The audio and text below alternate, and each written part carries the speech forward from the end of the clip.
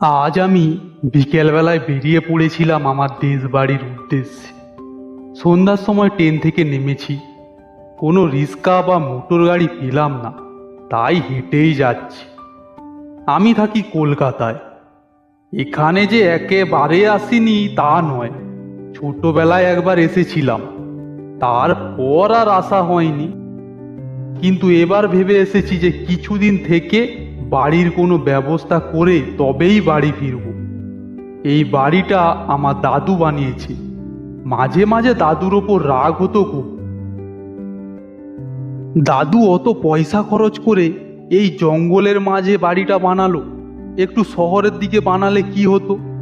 দাদুর পয়সা ছিল, কিন্তু বৈষয়িক বুদ্ধি ছিল না সেকালে। এইসব কথা ভাবতে ভাবতে চলে এলাম সেই বাড়ির সামনে। বেশ বড় বাড়ি, চারিদিকে নির্জন পরিবেশ। যাক, শেষ পর্যন্ত পৌঁছে গেলাম। বাড়িতে ঢুকে দেখি বাড়ির অবস্থা কেমন আছে। কতদিন বাড়িটা পরিষ্কার হয়নি, মেঝেতে ধুলো জমে গেছে।